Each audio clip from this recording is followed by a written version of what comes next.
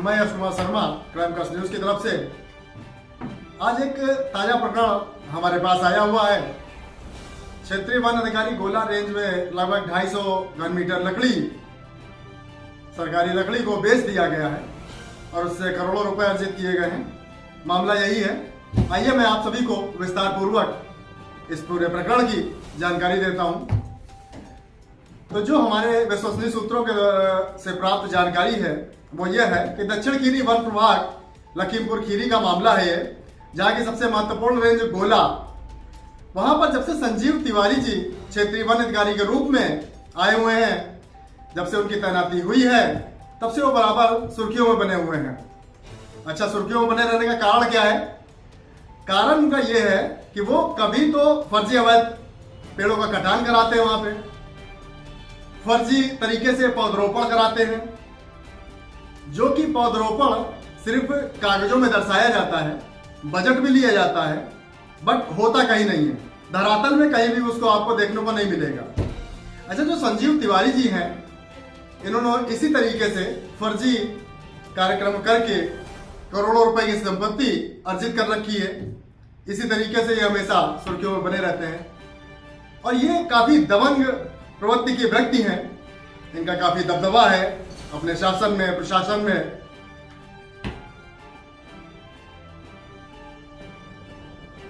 तो सबसे चौंकाने वाला मामला जो भी हमारे सामने आया है प्रेजेंट टाइम पे, वो ये आया है कि उच्च अधिकारियों के नाक के नीचे से 250 घन मीटर लकड़ी और उसके जो दस्तावेज थे वो सभी गायब करा दिए गए हैं।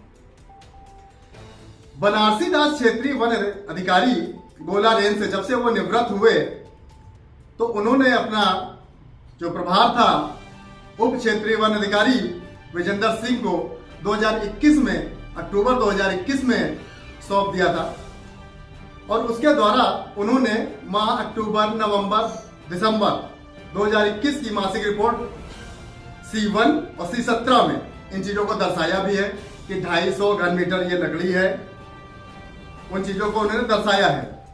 अभी उसके बाद होता क्या है, जब से संजीव तिवारी जी वहां का पदभार ग्रहण करते हैं 2022 जनवरी में, उसके बाद से संजीव तिवारी जी ने अपने उच्च अधिकारियों के साथ मिल करके, क्योंकि उनकी दबंग छवि है, तो उच्च अधिकारियों के साथ मिल करके उन्होंने वो 250 घन मीटर लकड़ी बेच दी। वन दरोगा अजीत श्रीवास्तव जी के साथ मिलकर, जो कि वन दरोगा है वहां के, उनको सारी जानकारियां भी थी उस पूरे क्षेत्र की, तो उन्होंने उनके साथ मिल करके ये सारी लकड़ी गायब करा दी। संजीव तिवारी जिनका बहुत ही दबंग चरित्र रहा है, उन्होंने अपने ऊपर प्रशासनिक अधिकारियों को अपने साथ मिला करके उन करोड़ों रुपयों से जो भी उनको रुपया दिया गया हो वो सारा रुपया दे करके उन्होंने वहां से अभिलेख पत्रावलियां सारी गायब करा दी। अच्छा, अपने कार्यालय से भी गायब करा दी और उच्च स्तर का जो कार्यालय था, जो लखनऊ माने उनका लगता है, उससे भी गायब करा दी गई और उन्होंने ही नोटिस डाल करके उस प्रकरण की जांच भी मांगी है कि इस चीज की जांच भी हो। अच्छा, अब जांच हो कहां से? क्योंकि वो एक हाई प्रोफाइल व्यक्ति हैं, तो उनकी जांच कहां से हो जाएगी? दबंग छवि रही उनकी, पैसा भी ऊपर खिलाया। इसी वजह से जो शासन में बैठे हुए उनके उच्च अधिकारी हैं, वो लोग क्यों भी इस प्रकरण की कोई जांच नहीं कर रहे हैं। क्यों? क्योंकि पैसा खाया हुआ तो कैसे कर पाएंगे। तो इस प्रकरण में किसी भी प्रकार की जांच हो ही नहीं पा रही है।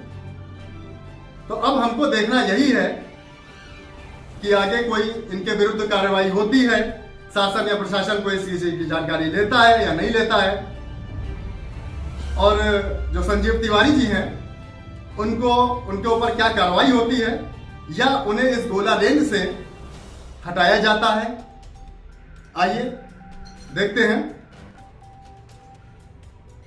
तो ये जो सारी चीजें हैं, ये शासन प्रशासन तो कोई कार्रवाई नहीं कर रहा है, परंतु हमारे पास इन चीजों की सारी पुख्ता जानकारियां हैं और हमारा ये क्राइम कर्स न्यूज चैनल इस चीज को बार बार दिखाता रहेगा दर्शकों को, इस शासन को, प्रशासन को बार बार हम इस चीज की रिपोर्ट देते रहेंगे।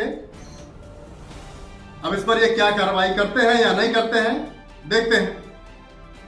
धन्यवाद।